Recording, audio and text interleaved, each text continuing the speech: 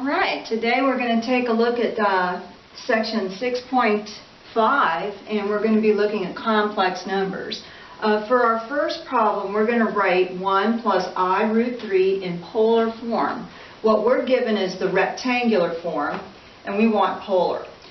Polar means you need to find R and you also need to find theta. So that's what we're going to do, and then we'll just write it down into this polar form. And this little polar form is going to be given to you on your sheet. So first, let's find R. R is going to be the square root. Our A is 1, so 1 squared. Our B is going to be the square root of 3. And we'll square that, which will give us 1 plus, and when we square the square root of 3, you get a 3. That's going to be the square root of 4. And the square root of 4 is just a 2. So our R is 2. Now we're going to find our theta. To find theta, use tangent. So the tangent of theta is going to be B over A. That's root 3 over my 1. Which is just, if I rationalize the denominator, that's going to be, oh no, that's just root 3. So we're good. Okay. So let's think about the reference angle that has a tangent of the square root of 3. The reference angle is going to be pi over 3. And let's just make sure we've got it in the right quadrant. Look at the original problem. It's a positive on the A and a positive on the B. Positive, positive is quadrant 1. So I should put it in quadrant 1, and definitely pi over 3 is in quadrant 1. So now we'll write our polar form. It's going to be R, which we found to be 2, times the cosine of your theta, pi over 3, plus I times the sine of that same angle, pi over 3. And there is the polar form. For our next problem, we're going to go the other direction.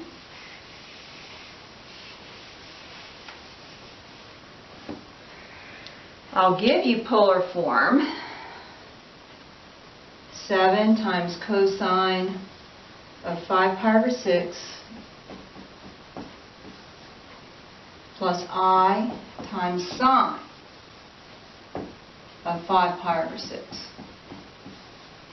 And we're going to write this in rectangular form.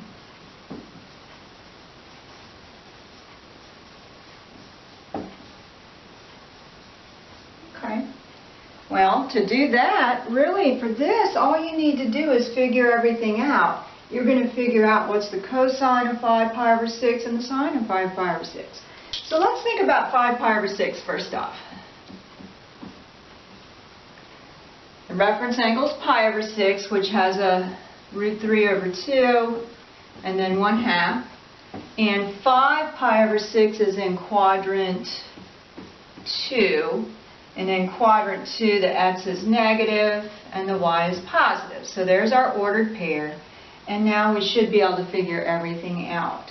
So I start working. I've got 7 times, well, the cosine of 5 pi over 6 is going to be negative root 3 over 2 plus I times, and the sine of 5 pi over 6 is that positive 1/2. So we're just working it out, finding that sine and finding that cosine. Distribute the 7. That's going to be a negative 7 root 3 over 2. 7 times 1/2 is 7/2. And since there's not a radical in this one, go ahead and put the I right at the end. And we've written that, that number in rectangular form. We changed it from polar to rectangular. And that's how you do that one. Alright, our next problem, I'm going to give you 2 complex numbers. We'll call them one Z1. Is 12 cosine 3 pi over 4 plus I sine 3 pi over 4. And our second complex number, z2, is 4 times cosine of pi over 4 plus I sine of pi over 4. And the first thing we're going to do with these is multiply them together. Find z1 times z2. You'll be given this on your formula sheet. What do you have to do when you multiply two complex numbers together? To find r, you're going to multiply the r's. So r, our new r that's going to go in front, will be multiplying 12 times 4, which gives you 48. So here's our new r. Then we need to find our new angle, theta. And to find theta, you multiply the r's, but you add the angle. So our new theta is going to be 3 pi over 4 plus 1 pi over 4, which is going to give us 4 pi over 4, which is just pi. So that's our new angle. So my new r is 48. We're just writing it back in our form. And then we write cosine of our new angle, which is pi, plus I times the sine of that new angle, pi. And that would be our multiplication, and that's written in polar form. This one would be called polar form. If you were asked to put it into rectangular form, you could, because you do know the sine and cosine of pi. If I wanted to put it in rectangular, I would just take 48. Well, the cosine of pi is -1 plus I times, well, the sine of pi is 0. And this one actually just becomes a -48 because this is actually 0. So this would actually be a rectangular form. And polar form was this one with the sine and the cosine in it. The next one we're going to do is let's find the quotient. Let's divide z1 over z2. The quotient. Again, this will be on your formula sheet. What do you do to find your r? Well, to find the new r, you're going to divide the r, so that's going to be 12 divided by 4. And so our new r is going to be at 3. And to find your new theta, your new angle, you're going to subtract the angle. So I have 3 pi over 4 minus the 1 pi over 4, which gives us 2 pi over 4, which is just pi over 2. And now we should be able to write our complex number, after we've done our divided in this polar form. So r is 3, cosine of my new angle, the new angle is pi over 2, plus I times the sine of that same angle we just found, pi over 2. There you go. That's polar form. If you were asked to find rectangular, you'd go that extra step and figure everything out. We could. Rectangular cosine of pi over 2 is going to be 0, plus I times the sine of pi over 2, which is a 1. So that's really just going to be 0 plus 3i. So our rectangular form is just 3i. If you needed to do that. Only put it in rectangular if you're asked to. We have one more problem I'd like to take a look at.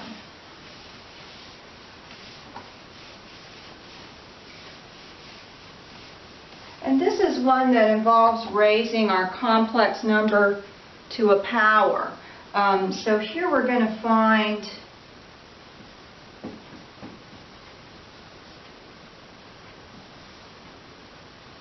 two times the cosine of 20 degrees plus I times the sine of 20 degrees. And we're going to raise that complex number to the power of 6. Raise it to the 6th power. This is using that de Moivre's theorem, or de Moivre's theorem, whichever way you would like to call it.